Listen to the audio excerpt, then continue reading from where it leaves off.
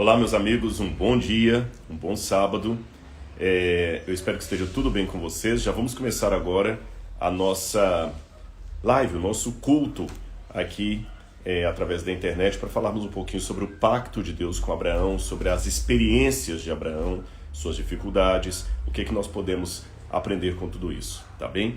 E eu fico feliz que vocês estão entrando, já tem várias pessoas conosco aqui. É interessante quando a gente faz assim pela internet, rapidinho você consegue um número que, se fosse em situação de presença física, já seria uma igreja de médio porte, isso em 2, 3 minutos aí de vídeo. Mas vamos esperar um pouquinho mais para mais gente entrar, tá bom?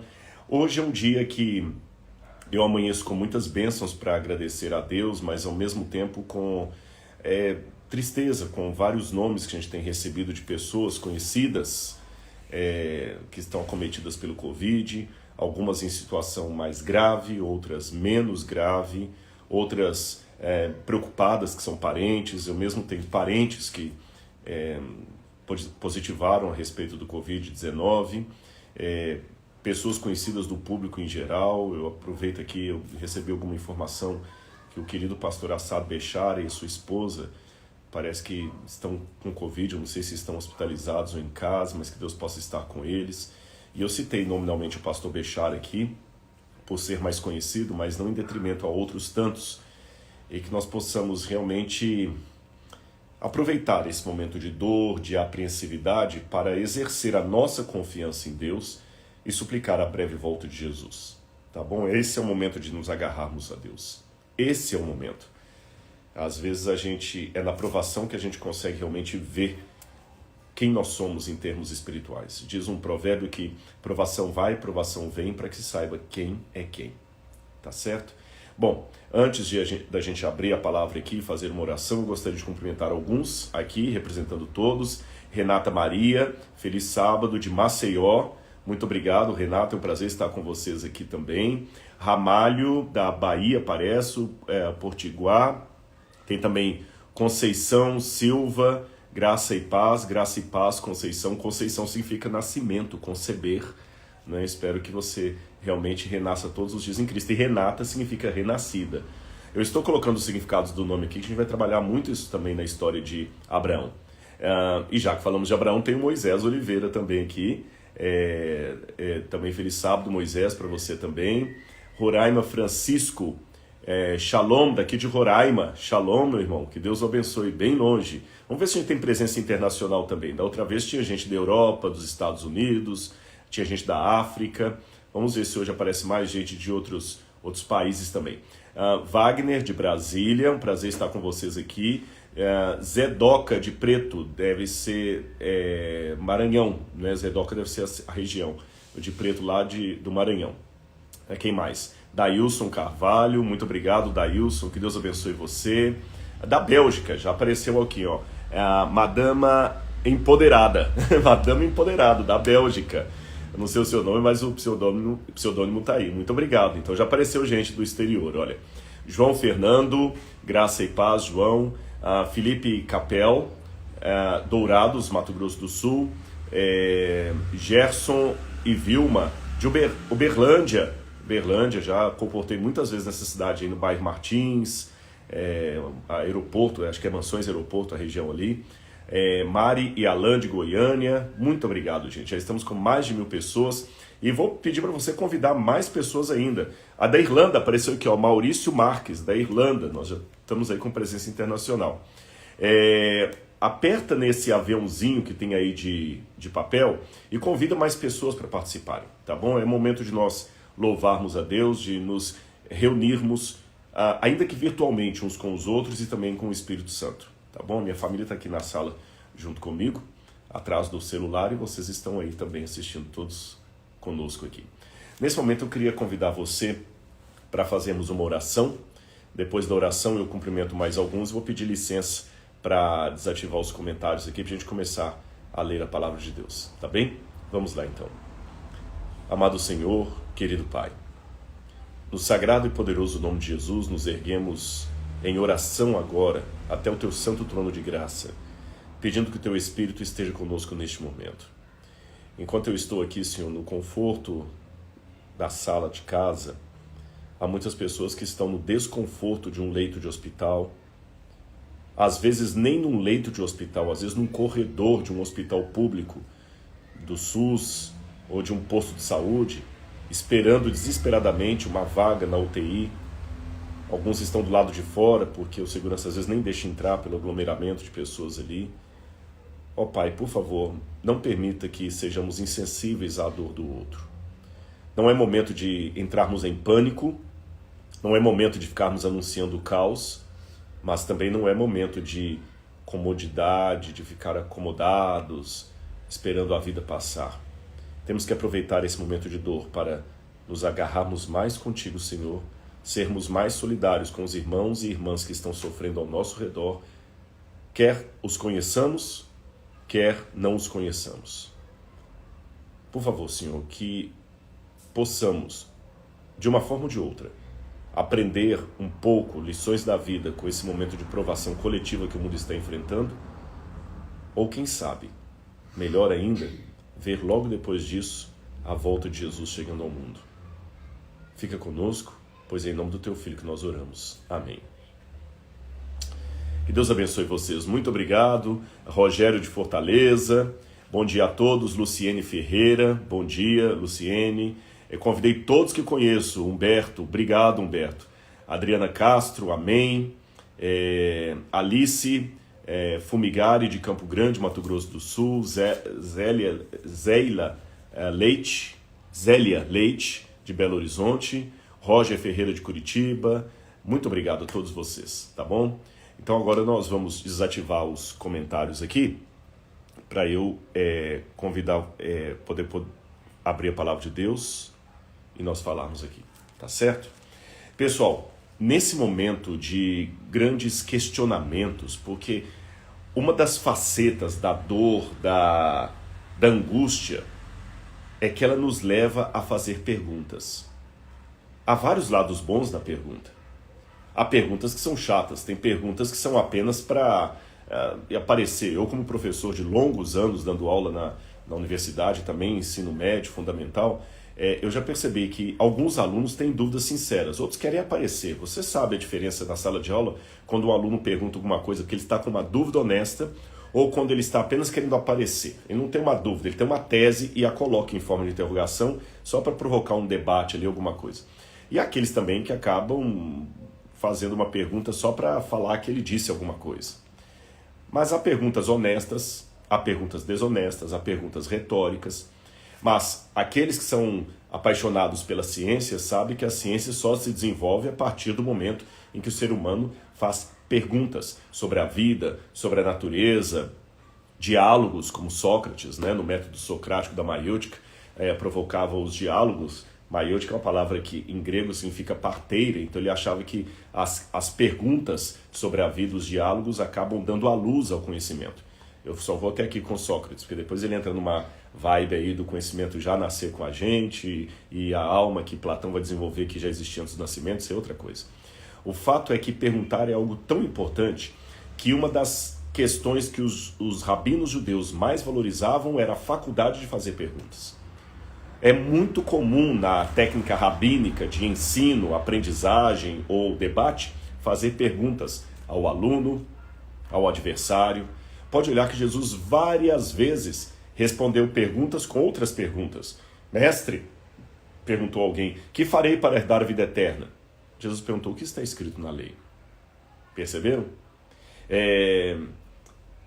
Mestre, por exemplo, outra pergunta que fizeram para Jesus, esse foi Pedro, o senhor quer que esse aí fique até que o senhor volte, ele vai ficar para sempre?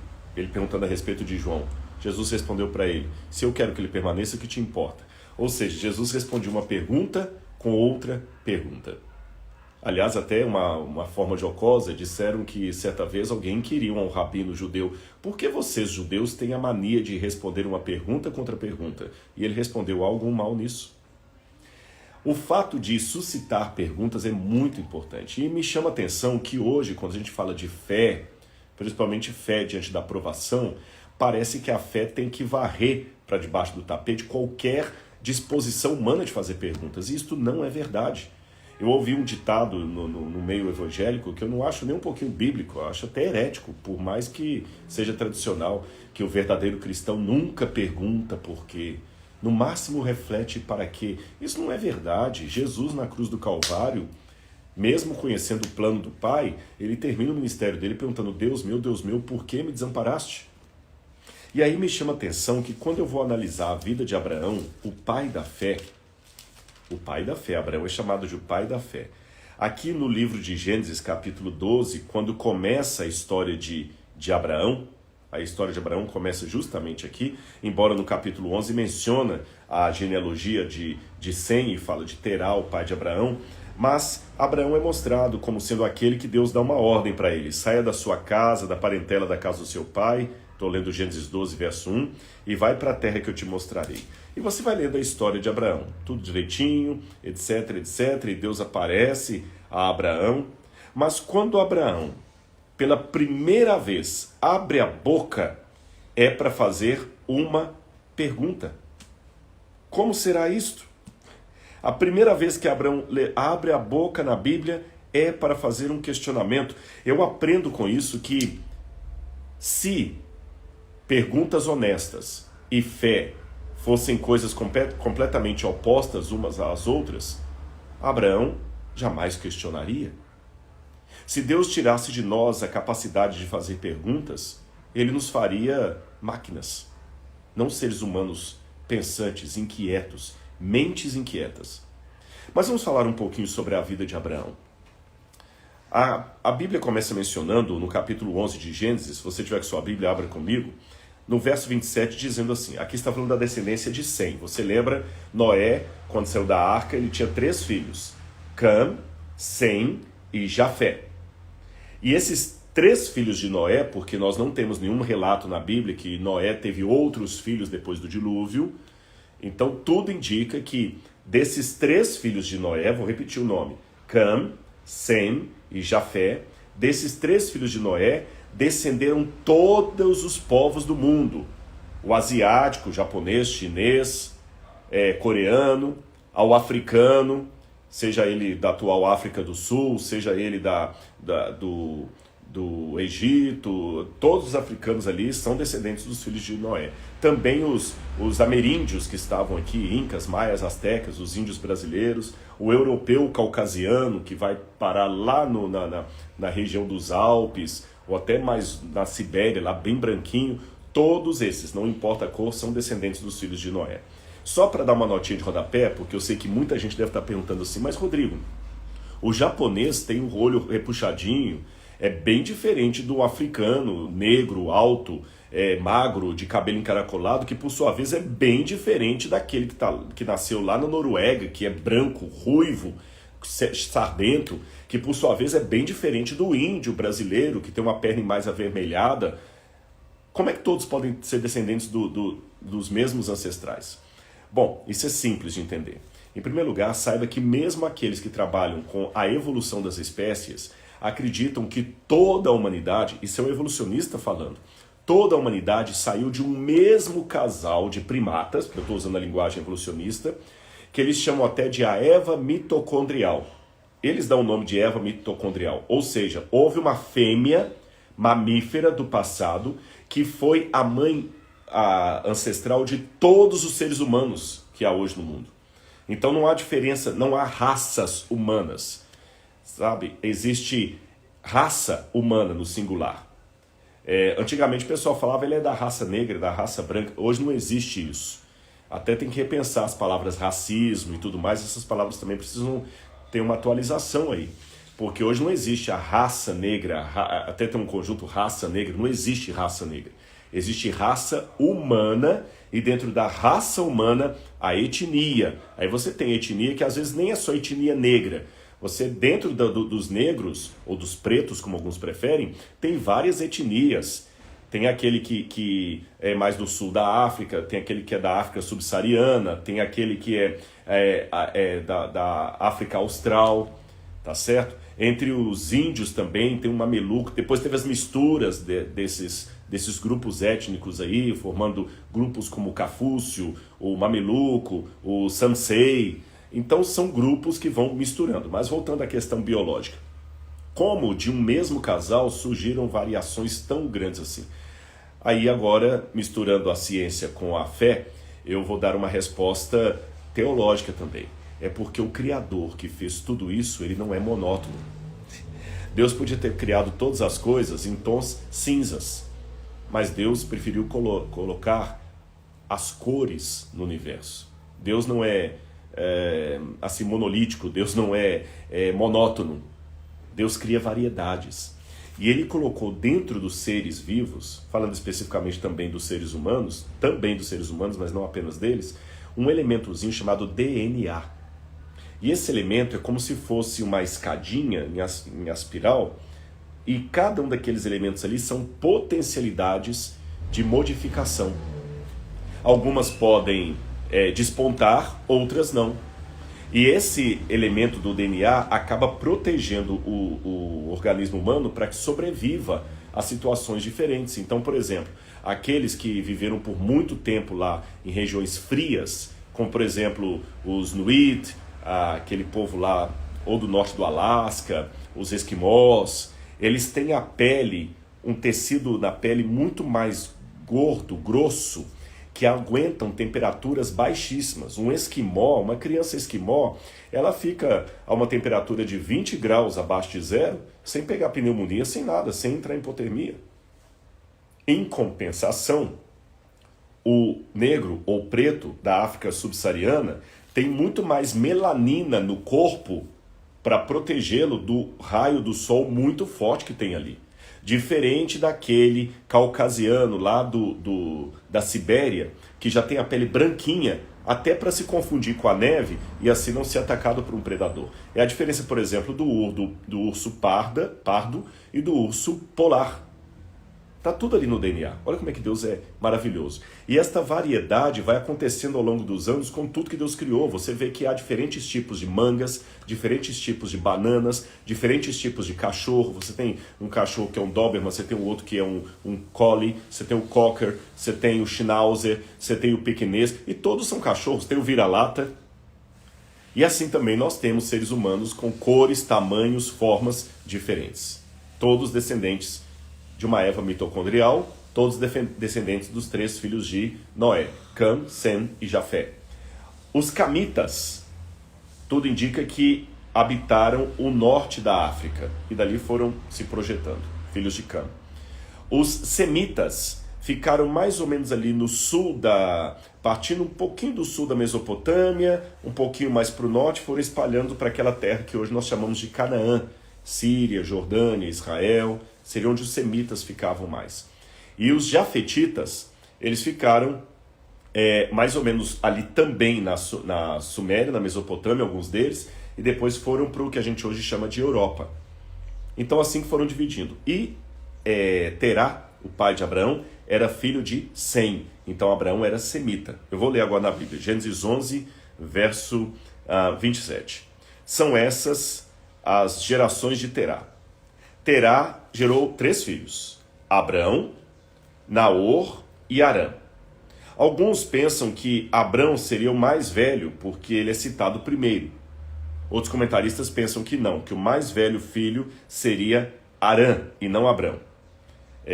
Na novela Gênesis, que vocês estão acompanhando aí, os autores optaram por colocar Abrão como sendo o mais velho.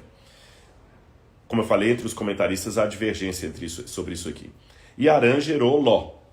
Aí vai contando a história. A mulher de Abrão, estou lendo aqui, olha, se chamava Sarai. E a mulher de Naor era Milca, filha de Arã, que foi pai de Milca e de Iscar. Sarai era estéril e não tinha filhos. Isso aqui era um grande problema. Eu vou dizer para vocês por quê. Hoje, ter filhos é uma questão de opção. Eu sei que há casais que lutam porque querem engravidar e não conseguem, mas outros preferem não ter filhos. Antigamente, os pais tinham 12 filhos, 11 filhos. Hoje tem pais que têm 2 e não dão conta. A mulher está descabelando lá, que não dá conta de criar os 2, que era outra época, né? Os filhos eram criados todos no quintal ali, igual galinha, os mais velhos cuidando dos mais novos, era correndo, brincando. Não, hoje parece que a maternidade ficou mais complexa, né? Mas, de qualquer maneira, mudou-se a ideia de ver filhos. Na época bíblica, ter filhos era uma questão de, em primeiro lugar, demonstrar que você era um homem abençoado. Porque uma das características de um homem abençoado era ter muitos filhos. E quando eu digo filhos, era uma linguagem bem patriarcal, bem machista, pelos critérios de hoje, não podemos criar anacronismo. Filhos homens, tá bom? Porque quem vai dar a descendência para o pai é o filho homem, porque a filha mulher ela vai dar a descendência para o filho do homem que ela vai casar com ele. Ou seja, se eu tenho 2 filhos, o João e a Maria, tá certo? O João, quando tiver filhos, vai dar descendentes para mim. A Maria, quando tiver filhos, vai dar descendente para a família do sogro dela. Então, para eles, a prioridade era filhos homens. Quanto mais filhos homens você tivesse, melhor. Sinal de bênção. Segundo, sinal de prosperidade. Muitos desses povos eram pessoas nômades. O que são nômades? Eles ficavam mudando de um lugar para outro, comerciantes. E quando você estava, mesmo numa cidade fixado, se você tivesse muitos filhos morando junto com você, eles moravam todos perto, você tinha uma grande prole. Então isso protegia você, porque se alguém fosse mexer com você, mexia com todo o seu clã. Se você fosse fazer uma viagem pelo deserto, era muito melhor você ter o seu clã, a sua tribo, com um monte de homens, e cada filho tendo os seus servos e tudo mais, você era muito mais poderoso. E por fim, ter filho era uma certeza de que você estava tendo o seu nome mantido nas gerações seguintes. Então, por essa razão, um homem que não tinha muitos filhos, ele não era considerado um homem próspero. Ele não era considerado um homem abençoado. Ele não era um homem que estava protegido. Ele não era um homem nem que as pessoas gostavam de negociar com ele, porque naquela época tinha muito um preconceito que se você tem alguma coisa que a sociedade indica que você está sob maldição de Deus, não é interessante fazer negócio com você, porque a sua maldição pode passar para mim. Eu vou explicar isso para você. Acreditava-se na época que a maldição era contagiosa. Por exemplo, se uma pessoa ficava possessa por um demônio, ninguém punha a mão nela. Por quê? Era mais fácil você matar um inimigo do que matar um endemoniado. Porque havia o medo de quando você fosse matar o endemoniado, o demônio sairia dele e pularia para você. A magia, a maldição que estava nele, pularia para você. Por isso que quando alguém estava amaldiçoado, endemoniado, todo mundo o isolava. Não trazia para perto de si. Havia muitos casos, por exemplo, de pessoas loucas que eram confundidas com pessoas endemoniadas. E o que essas pessoas loucas faziam quando eram abandonadas? Que a família abandonava. Lembra o caso do jovem que realmente estava endemoniado nesse caso, lá de Gadara, que ele ficava dormindo pelos desertos e tudo mais, que o pessoal tentava até prendê-lo com grilhões, mas ninguém podia, o pessoal abandonou. Ele estava fora da cidade. Lembra também o caso de Davi, que para não ser morto pelos filisteus, ele se fingiu de louco e ficou babando. Aí o rei deixou no canto lá. O pessoal ria, mas ninguém encostava em Davi. Olha a estratégia de Davi. Para não me matarem, eu vou fingir de louco, porque eles vão pensar que é um demônio que está em mim e não vou pôr a mão em mim para que o demônio não passe para eles. Então, assim que funcionava naqueles tempos. Se você diagnostica alguém com uma maldição, você não quer muito contato com ele. Você não quer que o seu filho case com a filha dele, porque a maldição dele pode passar para você. É uma superstição, mas é assim que eles pensavam. Aliás, não precisa ir muito longe, não. Até hoje é muito fácil você criar uma espécie de maldição numa pessoa, criando ostracismo nela. Quer um exemplo relativamente recente? Na época dos anos 1930, Adolf Hitler e os nazistas convenceram os alemães que os judeus eram malditos, amaldiçoados, que eles traziam maldição para o país e que eles eram os responsáveis pela queda da Alemanha e da Europa. Só isso que os nazistas precisaram fazer. Não precisou muito mais para que os próprios alemães começassem a pegar pedras, jogar na loja dos judeus, quebrar vidraços de judeus, expulsar judeus dos bairros. Se um rapaz estava namorando uma moça judia, o pai ia lá e mandava terminar o namoro. A mãe não deixava o filho dela brincar com filhos judeus. E olha que eu estou falando da Alemanha, a Alemanha intelectual, a Alemanha de Nietzsche, a Alemanha de Wagner, a Alemanha de Goethe. Ou seja, essa Alemanha toda sofisticada também caiu na superstição de achar que os judeus eram malditos mesmo e não queriam contato com eles. Por isso que quando eles desapareceram do cenário, porque estavam sendo levados para o campo de concentração de Hitler, ninguém estranhamente deu falta de 6 milhões de pessoas. Imagina como é que 6 milhões de pessoas desaparecem da noite para o dia e ninguém dá falta, ninguém percebeu. Mas note como é que esse costume do passado pode ser visto até hoje. Tá certo? É só rodar no bairro aí que alguma pessoa está com alguma coisa irregular, ninguém quer muito contato, essa coisa assim. Falando nisso, imagine agora a situação de Abraão. Só o fato dele não ter filhos, gente, para Abraão ser próspero, ele teve que ser muito bom. Abraão era muito bom, porque ele tinha que lutar com dificuldades acima dos outros. Deixe-me colocar aqui uma questão para vocês, eu espero não ser mal interpretado. Quando uma pessoa negra ou preta sobrevive e vence na vida, num ambiente de hostilidade, ele tem que ser muito, mas muito competente que uma pessoa branca de olhos azuis. Não estou aqui criando agora um preconceito ao revés, querendo agora orgulho negro, dizer que o negro é superior ao branco. Não, não é nada disso. Mas você há de convir comigo que uma pessoa que está no biotipo mais aceito, um camarada alto, loiro, de olhos azuis, porte nórdico, nasceu na periferia. E um outro negro que também nasceu na periferia. Os dois amiguinhos ali. É lógico que aquele loiro alto, quando ele vai crescendo, ele chega num lugar, até para ele conseguir um emprego, as pessoas já tratam diferente, mesmo que ele seja pobre, da mesma situação do negro. Porque o preto ele tem mais barreiras contra ele, mais preconceitos, criou-se mais coisa. Então os dois vencem na vida, mas pode ter certeza, aquele que era negro teve que andar 3 quilômetros a mais, ele teve que correr muito mais do que aquele ali. O mesmo exemplo eu poderia dar com mulheres. Uma mulher para vencer na vida hoje tem que ser muito melhor que o homem. Em que sentido que eu quero dizer? Porque em igualdade de oportunidades, o homem vai ter mais chance de ganhar um emprego do que a mulher. Então, que pessoas que são, de certa forma, discriminadas, quando elas vencem na vida, pode ter certeza, elas venceram porque elas eram acima da média. Porque se elas fossem apenas na média, dificilmente teriam vencido. Porque na média, a média já tem aqueles que ela elege.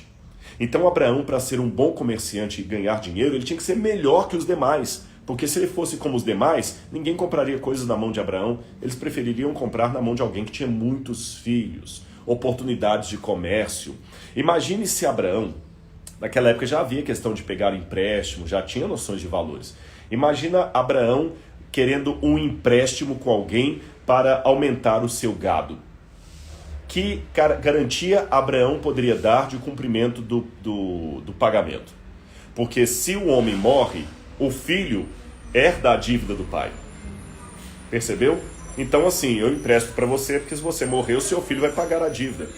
No caso de Abraão, ou Abrão, não tinha ninguém para pagar a dívida. Então não havia muita garantia de que ele iria realmente pagar aquele empréstimo e não era interessante dar esse empréstimo para ele. Não era interessante dar esse empréstimo para ele. Outra coisa, Abraão, sem filhos, deve ter questionado muito a Deus. Ele deveria amar muito a Sara. Nós vamos fechar a porta só um pouquinho aqui, que está passando um caminhão do lixo e pode dar um barulho, depois a gente abre de novo. Então vai escurecer um pouquinho a imagem, daqui a pouquinho ela melhora, tá bom? Mas como eu estava dizendo para vocês, Abraão, ele amava muito a Sara, porque havia dispositivos legais da época, como a gente sabe dos tabletes encontrados em Nuzi, Alalak, Mari, que são bibliotecas da época de Abraão que foram escavadas, Ebla, por exemplo, que trazem recibos, trazem documentos da época. Inclusive em Ebla eles encontraram um documento lá que trazia o nome Abarama, que alguns acham que é o mesmo nome Abraão, mas não seja apressado em achar que encontraram em Ebla uma comprovação arqueológica da vida de Abraão. Não, esse recibo que encontraram em Ebla com o nome de Abraão refere-se a algum Abraão que viveu 300 ou 400 anos antes do nosso patriarca da Bíblia. Então definitivamente não é a mesma pessoa. Mas mostra que era um nome relativamente comum na época. Abarama, até em Ebla, era um nome semita, um nome comum ali. Pois bem, vamos continuar. Esses recibos têm junto deles também documentos de propriedade, códigos de leis. Então, quando a gente analisa esses documentos antigos, faz a tradução deles, nós chegamos à conclusão que podemos ter muita explanação ou iluminação acerca de alguns hábitos da época patriarcal. E havia um dispositivo legal ali, muito curioso, que dizia que se um homem desse divórcio à mulher, ele tinha que pagar algumas indenizações a ela, ao pai dela, etc, etc. Porém, se o motivo do divórcio fosse adultério ou o fato dela não dar filhos para aquele homem, ele poderia abandoná-la sem direito a nada. A questão do adultério, tudo bem, mas o não ter filhos, sim, uma mulher que fosse estéril, ela seria jogada na rua da amargura. O homem poderia mandá-la embora. E com um agravante, naqueles idos ninguém teria cogitado a possibilidade de que a esterilidade pudesse vir do homem. A estéril sempre era a mulher. Parecia que a esterilidade, de acordo com a medicina da época, esterilidade era uma doença da mulher. Então, se um casal não pôde ter filhos, a maldição estava na mulher. E quando eu falo maldição, é a palavra exata, porque a medicina da época não entendia a esterilidade como sendo um problema físico. Então havia dois graves equívocos com a interpretação da época. Primeiro, a mulher estéril era uma mulher automaticamente amaldiçoada. A esterilidade dela só seria curada se a maldição divina fosse tirada de cima dela. E em segundo lugar, além de ser uma mulher amaldiçoada, em segundo lugar, esta era uma doença, um problema tipicamente feminino. Tá certo? Tipicamente feminino. Homem nunca seria estéril. Que absurdo, não é mesmo? Então Abraão tinha mecanismos legais para mandar a Sara embora. Ou ter uma outra esposa, mas ele não fez isso porque amava a Sara. Ele vai ter um vacilo lá na frente, daqui a pouquinho vamos falar disso. Falando em Abrão, eu falei do nome Abarama, chama minha atenção também o significado desse nome. O nome Terá, literalmente, em hebraico, Terá, significa parada, estação. Sabe quando você está viajando de um lugar para outro, você vai parando ao longo do caminho? Se você está indo de trem, por exemplo, você está indo de trem de Belo Horizonte para o Espírito Santo, aí o trem tem as paradas ao longo do caminho. Ou se você está indo de ônibus pela estrada e o ônibus faz 2 ou 3 paradas, essa palavra parada ao longo do caminho é a palavra terá em hebraico. Só que por semântica, a palavra terá, parada, também passou a significar atraso. Uma pessoa que está atrasando a caravana, que faz a caravana ficar parada demais. Então, ao mesmo tempo que terá tinha um nome que significava parada ao longo do caminho, por uma ironia da vida, o nome acabava, por uma ironia da semântica, eu poderia dizer, o nome passou a significar aquele que era atrasado. Então eu imagino que terá já recebia muito assim é uma leitura psicológica da Bíblia, muito um bullying, já o atrasado, parado, que faz todo mundo parar. Quem sabe o pai dele colocou esse nome nele, em Terá. O pai dele chamava-se Naor, e Naor coloca esse nome em Terá, coloca esse nome em Terá justamente porque ele achava que Terá era um atraso de vida. Talvez por isso Terá, que era semita, vai morar lá numa região dos sumérios, que não eram semitas, na cidade de Ur. E Terá, você sabe, progrediu ali, mas muitas pessoas, isso é comum, quando eles não conseguem vencer na vida ou têm algum sonho frustrado, eles transferem para os filhos tudo aquilo que eles gostariam de ser e não foram por alguma razão. Você já viu que há pais que realmente têm um orgulho saudável do filho que venceu na vida. Tem outros que têm um orgulho doentio do filho. Tem pais que ficam felizes, ele fica feliz porque o filho venceu na vida, porque o filho estudou, mas tem pais que eles têm uma exacerbação doentia pelo filho. Se o filho é fotogênico, ele tem que colocar 40 milhões de fotos do filho na internet todo dia. Se o filho formou em direito, ele tem que contar para todo mundo que o filho é advogado. Se você vai à casa dele, ele não tem outro assunto, ele fala, olha como é que meu filho ganhou isso, ganhou aquilo. A gente não pode julgar, mas psicologicamente já é definido que há uma diferença patológica entre o sentimento normal de um pai que está feliz, orgulhoso, satisfeito do filho ter vencido na vida e aquele que quer transportar para o filho aquilo que ele por alguma forma não conseguiu alcançar. Agora ele quer tudo no filho, isso causa até pressão nas crianças. Eu presumo que sendo assim, Terá tinha toda uma expectativa sobre os filhos. O nome que ele dá para Abraão, fosse Abraão seu primogênito ou não, é um nome que significa pai exaltado. Ab é pai em hebraico. Por exemplo, Abimelech. Já viu na Bíblia esse nome? Abimelech. Melech ou Melech é rei. Ab, pai. I, meu. Então, ó, Ab, pai. Abi, meu pai. Melech, meu pai é rei. Tá certo? Abimelech, meu pai é rei. E a gente poderia falar outros nomes que geralmente tem com esse Ab. Então, Abram, ou Abram em hebraico, significa pai exaltado, pai elevado, pai de um povo. Mas era tão séria essa escolha dos nomes na Bíblia que o nome era escolhido pelo significado que ele tinha. Eu já falei disso em outros vídeos.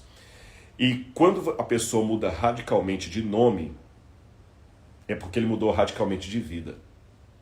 Ou, quando ele muda radicalmente de vida, em muitos casos, ele muda de nome para mostrar que a sua vida agora é outra. Abrão, pai exaltado, passa agora a ser Abraão, pai de um grande povo. Am é povo em hebraico. Então, Abraão, pai de um povo exaltado. Interessante que esse Ra significa grande em egípcio, por exemplo. Então, Abraão, parece que o encontro da língua hebraica com a língua dos egípcios ali pegou algumas coisas. Como nós, falando em português, temos muitas coisas que nós trazemos do inglês, né? A gente fala fazer o download, Instagram, e-mail. Tudo isso não é brasileiro, não é português, isso vem dos Estados Unidos. Então, da mesma maneira, muitas palavras que tem no hebraico vêm de idiomas como o sumério, como o garídico ou o egípcio, as línguas em volta ali. A palavra ram parece que vem justamente do Egito. Tanto é que em Egito a palavra faraó é perraó, a grande casa. Então, Abraão, pai de um grande povo. Isso ele obteve a partir de um pacto com Deus. E qual foi esse pacto de Deus? O capítulo 12 começa dizendo assim: o Senhor, versículo 1, o Senhor disse a Abraão, sai da tua terra, da sua terra, sai da sua terra, da sua parentela e da casa do seu pai, e vá para a terra que eu lhe mostrarei. Gente, essa expressão no hebraico, sai da sua terra, em hebraico esse saia, aqui na verdade é saia, corrigido o português, saia da sua terra, saia tu, né? Saia você da sua terra, é ler, lechá. Aqui em português só tem uma palavra, saia. Mas no hebraico aparecem duas palavras, ler, lechá. Traduzindo ao pé da letra, eu nunca vi uma tradução em português ou inglês que mantivesse ao pé da letra o que está em hebraico. Ler, lechá significa algo como saia ao seu encontro. Saia por si mesmo. Sabe, é mais forte do que simplesmente saia. Saia por si mesmo, quer dizer, saia da convicção, independente da opinião dos outros, independente de muitos acharem que isso aqui é um absurdo, independente do que os seus pais disserem, independente do que os seus parentes disserem, saia por si mesmo, porque eu, o Senhor, estou mandando você sair. Isso tem uma implicação muito séria no pacto, porque o único momento em que eu estou livre para desobedecer pai, mãe, esposa, filho, sociedade, governo, leis, é quando eu recebo uma ordem de Deus. Legitimamente de Deus, é claro. A Bíblia diz, honrai pai e mãe, para que se prolonguem os teus dias na terra que o Senhor teu Deus te dá. Então nós devemos honrar pai e mãe, obedecer pai e mãe. Mas quando o seu pai e sua mãe lhe dão uma ordem que vai contra uma ordem divina, você, pelos céus, está liberado de obedecer o seu pai e sua mãe. Ou seja, você está sem obrigação de obedecê-los. Aliás, você agora tem a obrigação de não obedecer seu pai e sua mãe. Entenderam? O único momento em que você tem que desobedecer pai e mãe explicitamente é se eles colocarem uma regra acima do que Deus mandou. Jesus falou, todo aquele que ama o seu pai e sua mãe mais do que a mim não é digno de mim. Devemos também, de acordo com a Bíblia, obedecer aos governos, ser bons cidadãos e cidadãs. Mas se o governo amanhã instituir uma regra, como Nabucodonosor na Babilônia, prostrem-se diante da imagem que eu ergui, você tem o dever moral e espiritual de desobedecer ao rei. Aí nessa hora você tem que ser um desobediente civil. Daniel e seus companheiros obedeceram ao rei da Babilônia, foram fiéis. Eles estudaram tudo que o rei pedia, quando o rei chamava eles iam, cuidavam dos negócios do rei, mas quando o rei falou, adore a imagem que eu levantei, os 3 companheiros de Daniel, não, pode jogar na fogueira. Então quando Deus diz para Abraão, ler lechá, saia por si mesmo, porque eu estou te mandando, não é momento de você consultar amigo, esposa, outra pessoa mais experiente, nem seu pai. E o segundo sentido de ler lechá é saia ao seu encontro. Ou seja, nessa saída, Abraão, você vai poder se autoconhecer. Que, aliás, é algo que nós estamos precisando hoje, nos autoconhecer. E para isso, para obedecer a Deus, muitas vezes, como Abraão, temos que sair da casa da parentela, da zona de conforto, e ir para uma terra que Deus vai mostrar. Mas olha a promessa de Deus. Eu farei de você uma grande nação, e abençoarei você, e engrandecerei o seu nome. Seja uma bênção. Abençoarei aqueles que abençoaram e amaldiçoei aqueles a quem o amaldiçoar. Em você, Abraão, serão benditas todas as famílias da terra. Olha que interessante. Você sabia que os árabes são descendentes de Abraão por meio de Ismael? Os árabes são descendentes de Abraão. Os judeus, todos os judeus, também são descendentes de Abraão por meio de Isaac. E todos aqueles que são cristãos também são descendentes de Abraão por meio da fé e de Jesus. Porque pela Bíblia Sagrada, nós que somos cristãos acreditamos em Jesus, o Messias, Jesus o judeu. Jesus, filho de Davi, que por sua vez era filho de Abraão. E pela fé, Cristo não é o nosso Pai. A Trindade coloca bem claro, tem Deus Pai, Deus Filho e Deus Espírito. Não são 3 deuses, um Deus mais 3 pessoas. Jesus não é o Pai, Jesus é o Filho. E como filho, a promessa bíblica é que ele é o nosso irmão primogênito, primogênito dentre os mortos. Jesus é o nosso irmão, é o nosso Deus. Tá bom? Não se assustem. Jesus é o nosso Deus, nosso Criador. Mas na função do plano da salvação, Jesus é o nosso irmão. Se ele é o nosso irmão, então somos também descendentes de Abraão pela nossa irmandade com Cristo. Então árabes são descendentes de Abraão por meio de Ismael. Judeus são descendentes de Abraão por meio de Isaac. Cristãos são descendentes de Abraão pela fé por meio de Jesus. E os outros povos? Bom, o cristianismo está chegando neles lá, né? O cristianismo, o evangelho está rodando o mundo inteiro. E está alcançando pessoas no mundo inteiro. Em pleno século XXI, Deus continua cumprindo a sua promessa. Em você, Abraão, serão benditas todas as famílias da terra. Então Abraão parte e ele vai para a terra prometida. Mas quando ele chega na terra prometida, depois de ter passado um tempo em Harã, eles ficaram um tempo em Harã, quando chega na terra prometida, Abraão edifica um altar ao Senhor, ele fica ali na região do Negev, mas logo começam os problemas. Olha, ele chegou à terra prometida, mas a terra prometida era um pouco decepcionante. Sabe por quê? Toda vez que eu vou para Israel, eu já me fiz várias vezes essa pergunta, e muitas pessoas também fazem a mesma pergunta. Rodrigo, onde é que está a terra que mana leite e mel? Principalmente você que sai do Brasil, que é um lugar que tem tantas águas. Quando você vai para o Amazonas, por exemplo, você vê a maravilha do rio Amazonas, você vê o Rio São Francisco, gente, que volume de água maravilhoso o Rio São Francisco, mesmo com assoreamento, mesmo com o desmatamento, apesar de toda a estupidez que o ser humano tem feito contra a natureza, nós ainda temos uma floresta exuberante no Brasil. Olha quanta coisa nós temos. E se eu pegar agora o Pantanal Mato-Grossense, que coisa maravilhosa. Aí quando você vai para Israel, 60 e poucos por cento, 63% do território de Israel, que é Canaã, que é a terra prometida, 63, 64% do território é desértico, é deserto. E quando você vai para o Negev, ou Negeb, que fica ao sul, aqui em Gênesis 12, capítulo 12, verso 8, verso 9, depois Abraão partiu dali, indo sempre na direção do Negev. A palavra Negev em hebraico significa sul. Então ele vai sempre para a direção do sul. Gente, ali não tem nada. É um mar morto, que nem peixe dá. É aquele volume enorme de água, que não tem peixe, não dá uma alga marinha, não dá nada, nada. O nome já diz tudo, mar morto. Tem ali, por exemplo, você tem o rio Evron, que passa ali, tem também o rio de Beersheba, passa um riachozinho ali perto, mas é uma coisa tão mínima. Agora eu vou contrastar esse lugar onde Abraão estava com a terra da Mesopotâmia.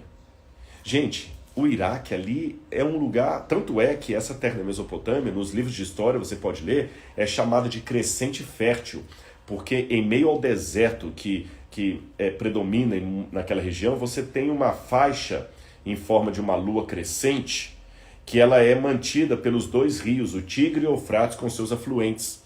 E logo depois você tem o Golfo Pérsico. Então as cidades que estavam lá eram cidades prósperas. A Ur dos Caldeus, na novela eles procuraram retratar bastante isso, era uma cidade muito rica, gente, com uma torre maravilhosa ali, uma cidade que tinha tudo. E Deus tira Abraão dali para ir para Arã, que já era um lugar bem inferior a Ur, e depois tira de Arã para levar para o deserto do Negev, no atual Israel. Gente, que decepção! Eu me lembro de um filme que eu assisti quando adolescente, Férias Frustradas, passava na televisão, era uma comédia de uma família que o pai ia levar todo mundo para passear e ele alugou uma casa pelo jornal e tudo mais, e tinha uma fotografia de uma casa toda bonita, e foi todo feliz lá para as férias. E quando chegou na casa, era uma casa caindo aos pedaços, banheiro entupido, rato passando, e para piorar, descobriram que o mesmo dono da casa tinha alugado a casa para mais 2 ou 3 famílias. Aí foi aquela confusão que deu argumento para a comédia. E eu lembro que os meus falavam, pai, aqui as férias, é o pequenininho, assim, papai, aqui que é o lugar bonito que você prometeu, com aquela área de frustração. Eu imagino que Abraão ficou assim. Imagina o desespero dele ao chegar, sair de um lugar regado em rios. Aliás, a própria nome Mesopotâmia, que os gregos deram depois, significa terra entre rios. E agora você vai para aquele lugar desértico ali, feio. E para piorar a história, quando ele estava naquele lugar feio, terra que mana leite e mel, ele ainda tem que sair dali por causa da fome e vai para o Egito. Aí Abraão fraquejou. Quando chegou no Egito, Sara era muito bonita. Faraó cresce o olho em cima de Sara. Abraão, nessa época ainda era Abrão, com medo de Faraó mandar matá-lo, não mentiu 100%. Mas usou uma estratégia que é muito próxima da mentira, que na verdade é apenas uma mentira disfarçada. Ele disse uma meia-verdade. Você é marido dela? Não. Eu sou irmão dela. Ah, se eu sou irmão não tem problema. E olha, ele estava entregando a mulher que ele tanto amou. Olha que interessante a vida de Abraão. Um homem que por amor ficou com Sara o tempo todo, mesmo tendo uma forma jurídica de mandá-la embora, porque ela não dava filhos para ele, mesmo assim ele por amor ficou com Sara. Mas nesse momento aqui, o medo fez com que Abraão entregasse Sara. Eu me lembro uma vez que o pastor Alejandro Bullion fez uma reflexão que nunca mais esqueci. Ele contou que por ser um peruano, descendente de índios peruanos ali, ele é um homem muito duro, andino. E ele diz que ele é tão duro que ele dificilmente chora. Que você pode torturá-lo, pode colocar dor nele, que ele, se você tiver um segredo, está guardado, ele não entrega. Mas, continuou o pastor Bullion, ele tem um trauma de sapo tão grande desde que ele era bebê, e eu perguntei depois, num outro momento, só eu e ele contou detalhes desse trauma dele. Ele tem tanto medo de sapo que se ele estiver numa sala, eu espero que o pastor Bullion não fique chato de eu revelar isso aqui na internet, mas é verdade. O pastor Bullion, se ele estiver numa sala e houver um sapo num canto, ele começa a suar frio, passar mal. Se você não tirar o sapo ou ele da sala, ele vai ter um troço. E ele falou, se alguém jogar um sapo no meu colo, eu conto até o que não aconteceu. Aí ele complementou a ilustração. Vocês viram como é perigoso um homem com medo? Eu, Alejandro Bullion, que que no começo disse que alguém pode me torturar, ameaçar, infligir dor, que eu não conto o segredo, se essa pessoa jogar um sapo no meu colo, eu conto qualquer coisa. Qual a diferença do bulhão da primeira parte da história para o bulhão da segunda? É porque no primeiro você tem um bulhão convicto, no segundo você tem um bulhão com medo. E como é perigoso um ser humano com medo. Como o mundo está cheio de pessoas com medo. E na hora do medo ele faz qualquer coisa. Na hora do medo ele atrapalha o outro para que o outro não cresça, porque ele tem medo do outro tomar o lugar dele no emprego. Quantos chefes acabam prejudicando o subordinado que tem talento, porque lá no inconsciente desse chefe, ele tem medo daquele subordinado um dia crescer demais e tomar o lugar dele. Então, quando às vezes em alguma empresa o sujeito é mandado embora, não é porque ele é incompetente não, pelo contrário, é porque ele é brilhante. Quantas vezes nas igrejas, muitos líderes, sejam pastores, anciãos de igreja, são pessoas com medo. E uma pessoa com medo, além de ser perigosa, se você der poder na mão dela, o perigo fica maior ainda. Abraão aqui era um homem com medo. E na hora do medo, ele quase entregou Sara. Por isso que a Bíblia fala, 1 João 4, verso 18, no amor não existe o medo, antes o perfeito amor lança fora o medo. Ora, o medo produz tormento, e todo aquele que teme não é aperfeiçoado no amor. É lógico que existe um medo que nos protege. É o medo como é que eu diria assim, do bom senso. Eu não vou colocar a mão no buraco ali, porque pode ter uma cobra lá dentro, um bicho, então por medo eu não coloco. É um medo que não me permite, numa autoestrada, ultrapassar em faixa contínua, porque pode vir um caminhão do outro lado, esse medo me protege. Mas não é desse medo que eu estou falando. Eu estou falando do medo da covardia espiritual. Houve outro momento também que, com medo, Abraão cedeu aos caprichos de Sara, que ela queria um filho, e ele fez um filho na serva dela, Ismael. E como eu falei que Ismael é um ancestral do mundo árabe, hoje você vê essa briga eterna árabe-israelense, que os árabes odeiam israelenses odeiam árabes, é lógico, de uma maneira geral, porque eu conheço muitos judeus que são amicíssimos de alguns árabes e alguns árabes que são amicíssimos de Israel, mas de modo geral, o Irã odeia Israel, embora o Irã seja persa, né? A Arábia Saudita agora fez relações diplomáticas, mas são povos que não gostam muito de Israel. Os muçulmanos, que são árabes em sua maioria, não gostam de Israel. É difícil ter um rabino e um líder muçulmano na mesma plataforma, no mesmo púlpito ali pregando. Sabe? Aí você está vendo Isaac e Ismael brigando até hoje porque Abraão, com medo, resolveu agir no lugar de Deus. Agora alguém pode perguntar, Rodrigo, mas se Abraão é o pai da fé, se Abraão sempre é marcado como aquele que Tiago falou que foi chamado de amigo de Deus, se a cena da vida de Abraão que mais marca as pessoas é Abraão levando Isaac em sacrifício ao Senhor, porque ele era fiel, por que a Bíblia mostra esse Abraão aqui mentindo, quase entregando a sua mulher para outro? Puxa vida, um camarada que chega ao ponto de, por medo, entregar a mulher dele para o outro dormir com ela, puxa vida, é um camarada bem fraco, né? Sabe por que a Bíblia demonstra esses lados positivos e ao mesmo tempo negativos dos heróis e das heroínas de Deus? É porque a Bíblia é um livro verdadeiro. Há pessoas que questionam a historicidade da Bíblia, mas eu acho que só o fato da Bíblia mostrar as virtudes e os defeitos da galeria dos heróis e heroínas de Deus é que a Bíblia está me revelando, em primeiro lugar, que ela não passa filtro nas suas histórias, nem Photoshop, nem embeleza o quadro para torná-lo mais palatável. Em segundo lugar, a Bíblia permite que eu conheça o lado errado desses homens e mulheres, não para endossar o seu erro, mas para mostrar que que Deus trabalha com pessoas que são falhas, são seres humanos. Deus em si mesmo se basta, mas Ele prefere contar conosco. Isso. Deus prefere contar com o Rodrigo e com você, com as nossas falhas, com o nosso mau hálito quando a gente acorda, com a nossa diarreia quando a gente está com dor de barriga, com o nosso defeito de posição, que a gente fica torto porque não senta direito, com as nossas dificuldades com o vício, com as nossas tentações, com a nossa vontade de fazer o que é errado, Quando é que você quer tomar sorvete? Não é no verão, é quando você está gripado e não pode. Quando é que você quer comer doce? É quando você está de regime. Aí que a vontade aumenta mais.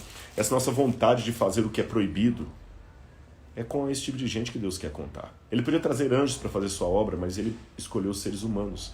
Então, se há espaço para um homem como Abraão, com os defeitos de Abraão, ser chamado de amigo de Deus e pai da fé, então há espaço para alguém com os defeitos de Rodrigo também ser chamado de amigo de Deus. Se não pai da fé, pelo menos filho dela. E eu quero terminar aqui falando com vocês um pouquinho sobre a aliança que Deus faz com Abraão quando Deus promete dar a Abraão um filho. A Bíblia diz que Deus chamou Abraão e falou assim: Abraão, sai da sua tenda que eu quero fazer um pacto com você. E Abraão saiu da tenda. E Deus falou o seguinte: olha as estrelas do céu, Abraão. É interessante que por Abraão estar dentro de uma tenda, as tendas tinham um pano feito de lã de cabra que ele ficava mais ou menos entrelaçado assim. Então havia vários buraquinhos. E naqueles buraquinhos, até hoje, os beduínos imaginam o céu. E os buraquinhos, as estrelas do céu, porque o pano é preto e tem aqueles buraquinhos ali, parece um céu estrelado. Aí Deus falou: não quero que você olhe a tenda, olha aqui. Assim será a sua descendência, Abraão. E hoje eu estou falando literalmente de bilhões de pessoas que são descendentes de Abraão. Pelo menos 2/3 do mundo. Assim eu faria a sua descendência, como essas estrelas. Se você conseguir contá-las, você vai contar o número dos seus descendentes. Agora eu quero fazer um pacto com você, Abraão. E Deus fez um pacto muito estranho com Abraão. A Bíblia diz que Deus mandou Abraão trazer animais pequenos, como pomba, animais maiores, cortar o animal no meio, até meio dantesca a cena, deixar uma carcaça do animal de um lado, a carcaça do outro, e depois seria o pacto. E Abraão fez isso, pegou os animais, não todos, matou todos, mas alguns deles, ele cortou o animal no meio, colocou uma banda do lado, outra do outro e ficou esperando. Por que Abraão fez essa coisa tão estranha? Nós não temos assim uma explicação ao pé da letra, mas nós temos uma possibilidade. Lembra que eu falei no início dessa live que nós encontramos documentos da época de Abraão e até antes da época de Abraão, em Mari, Alalak, Ebla, que contam mais ou menos como é que era naquela época. Por exemplo, os tabletes de Nuzi, são tabletes com inscrição que dizem como é que eles tinham as regras da época. O Código de Hammurabi, embora seja posterior ao tempo de Abraão, também nos dá uma luz sobre isso. E alguns desses documentos dizem que quando alguém ia fazer um pacto, uma aliança com o outro, este pacto, essa aliança, envolvia o sacrifício à morte de animais. Havia um sacrifício. Tanto é que a palavra pacto em hebraico, brit, significa cortar. Cortar uma aliança, cortar um pacto. E esses tabletes, por exemplo, os hititas tinham esse tipo de costume. Cortava-se um animal ao meio, colocava uma carcaça, a banda de um lado, a outra banda do outro lado, e eu que fiz o pacto com você, eu iria caminhando em sua direção pelo meio das duas carcaças, das duas bandas do animal cortado. E quando chegássemos ao meio, eu olhava para você, com testemunhas em redor, e eu diria: que assim aconteça comigo, se eu não cumprir o pacto com você. E você respondia: que assim aconteça comigo, se eu não cumprir o pacto com você, ou seja, que eu seja cortado pelo meio como esses animais. Por isso que a palavra aliança tem a ver com cortar. Depois que cada um fazia esse juramento solene, voltava cada um para um canto oposto ao que ele veio, e aí cada um levava uma banda do animal e comia aquele animal ali que foi sacrificado como uma ceia. Então, como havia esse costume na época, Deus falou com Abraão: eu vou fazer um pacto com você. Pegue os animais e traga. Então Abraão ficou empolgado e cortou o animal no meio. Só que Deus não apareceu.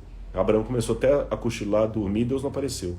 Quando Abraão já estava quase cochilando, já era noite, aí vem um fogo de Deus e passa pelo meio dos animais. Isso está no Gênesis. E Deus falou: Abraão, agora é o meu pacto com você. Eu imagino que nessa hora Abraão deve ter levantado e falado: peraí, senhor, também tem que passar pelo meio. Não, Abraão, porque eu sei que você é ser humano, você é falho. Lembra que eu falei que no pacto, os dois pactuantes passavam um pelo meio das duas bandas do animal e se encontravam no meio e faziam um juramento solene? Ali somente o fogo de Deus passou pelo meio dos animais. Por quê? Porque embora Deus requeira a nossa fidelidade e a nossa parte no pacto, a garantia do cumprimento da promessa é inteiramente de Deus. Só Ele pode garantir o cumprimento da promessa. Só Ele pode garantir o cumprimento do pacto. E então, vamos fazer hoje um pacto com Deus? Vamos fazer uma aliança com o Todo-Poderoso? Pode ser que alguns de vocês, como Abraão, não estão entendendo porque Deus tirou de uma terra tão confortável, da zona de conforto, e mandou você vir para um lugar que você não queria. Seja fisicamente, seja emocionalmente. Lech lechá. Vá por ti mesmo. Vá ao teu encontro. Está na hora de você se autoconhecer, como Abraão precisou se autoconhecer. E mais do que autoconhecer, conhecer o Deus que o estava chamando. Foi por causa disso que ele pôde, com confiança, subir ao Moriá para sacrificar Isaac. Isaac era o fruto do pacto. Mas se Deus, que garantiu o pacto, pediu o fruto de volta, Deus deu, é dele, eu tenho que devolver. E Moriá, alguns pensam que Moriá poderia ser, Moré é professor, Moriá, Deus é meu professor, o Senhor é meu professor. Outros pensam que Moriá poderia significar a visão de Deus, Moriá, a visão do Todo-Poderoso, do Senhor, eu não sei. Mas ainda que Deus lhe dê uma ordem absurda, suba ao Moriá hoje e entregue o seu filho a mim, faça isso no Senhor. Talvez, para muitos que estão me ouvindo agora, Deus está pedindo o seu filho literalmente de volta, porque Deus não permitiu que ele sobrevivesse ao Covid. Eu sei que dói. Dói em mim também. Mas Deus deu, Deus o levou, confie em Deus. E honre a memória daquele que já foi, permanecendo fiel a Deus, para que você, na ressurreição, possa reencontrar com aqueles que a morte levou. Honre a memória dos que se foram, permanecendo fiel e não blasfemando contra o céu. E para aqueles que ainda estão lidando com pessoas com vida, oremos com fé, crendo que Deus pode nos atender e com fidelidade, para seja qual for a resposta que Ele nos der. Tá bem? Eu quero terminar esse culto agora ratificando, confirmando o meu pacto com Deus, a minha aliança com o Altíssimo e convidando você também a fazer um pacto com Deus, porque eu sei que, independente de onde você estiver agora, tem quase 3.000 pessoas online comigo. Eu tenho certeza que eu devo estar falando para pessoas que talvez nunca fizeram um pacto com Deus e outras que talvez precisam refazer o pacto com Ele. Seja fiel. E peça alguma coisa a Deus agora, o que você quiser. Mas não esqueça de incluir nessa oração o pedido: seja feita a tua vontade, não a nossa. Peça com fé, porque Deus pode atender. Mas fique fiel, mesmo que Ele não atender como você gostaria. Vamos fazer um pacto com Deus? Feche o seu olho comigo. Senhor, meu Deus, meu Pai, com todos os meus irmãos e irmãs que estão agora ligados comigo após o estudo da Tua Palavra, queremos, à semelhança de Abraão, fazer um pacto contigo. Nós, às vezes, Senhor, somos como Abraão. No medo, nós fazemos coisas vergonhosas, absurdas, pecaminosas. Fracassamos, questionamos. Mas também, Senhor, no amor que temos por Ti, nós permanecemos fiéis. E por Tua graça, conseguimos arrancar forças de onde não teríamos. E mesmo doendo, subir ao Moriá e entregar os filhos que o Senhor nos deu. Queremos agora cortar uma aliança contigo, Senhor. Porque alguém foi sacrificado para que essa aliança fosse feita. Assim como as alianças do passado eram confirmadas pelo sacrifício de um animal, a aliança que nós fazemos agora, o pacto, é confirmado pelo sacrifício de um outro cordeiro, o Cordeiro de Deus que tira o pecado do mundo. E agora, nessa época que todo mundo fala de Páscoa, nós relembramos a morte do nosso Senhor. Mas relembramos a morte até que Ele venha, porque Ele voltará. Ele ressuscitou, subiu à glória e voltará com poder e anjos para nos buscar. Dá-nos a Tua paz, Senhor, E obrigado pela história de Abraão. Em nome de Jesus. Amém. Que Deus abençoe a cada um de vocês. Muito obrigado pelo carinho. Um feliz sábado a todos. E eu vou deixar essa live gravada aqui para quem quiser assistir depois. Um beijo no coração de vocês. Fiquem com a bênção do nosso Senhor.